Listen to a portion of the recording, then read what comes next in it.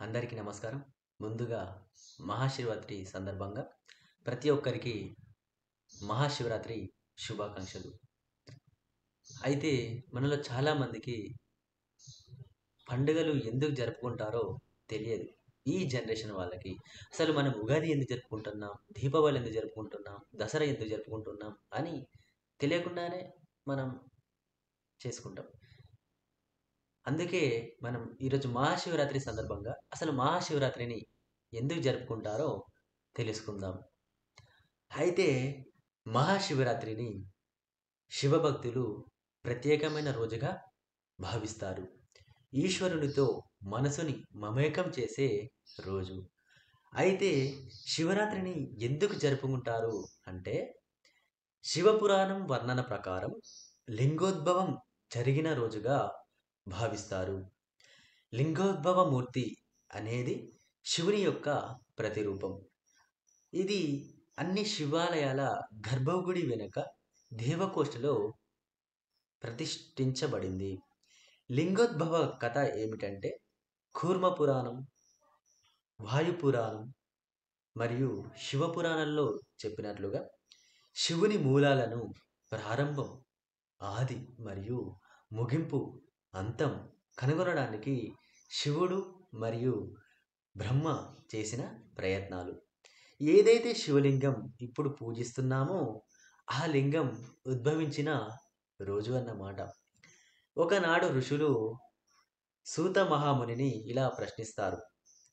ఇతర ఏ దేవతలకు లేని లింగ పూజలు కేవలం మహేశ్వరునికి మాత్రమే ఎందుకు అని ప్రశ్నిస్తారు. అందరూ దేవతలకు రూపాలున్నాయి, కానీ శివునికి ఎందుకు రూపం లేదు? ఆ లింగానికి అర్థం ఏమిటి? లింగం దేనిని సూచిస్తుంది అని మహర్షులు ప్రశ్నించగా సూత మహాముని లింగోద్భవ గాథని తెలియజేస్తాడు.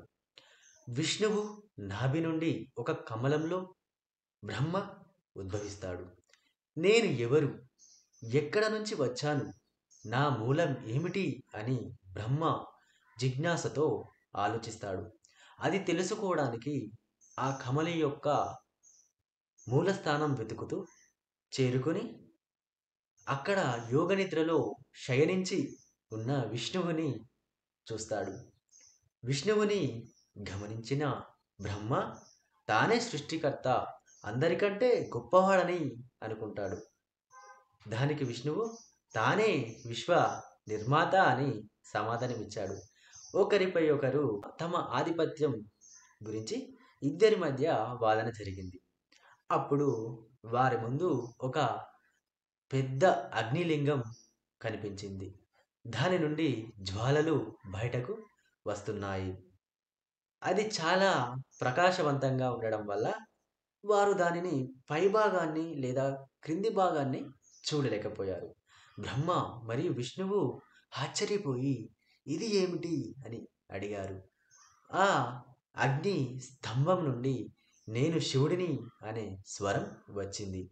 మరియు వారి పోరాటాన్ని పరిష్కరించడానికి భగవంతుడగు శివుడు తన అనంతమైన అగ్నిస్తంభం యొక్క ఆది అంతం కనుగొనమని వారిని సవాలు చేశాడు. అగ్ని లింగ మాటలు విన్న బ్రహ్మ గండరూపం ధరించి పైకి వెళ్ళాడు.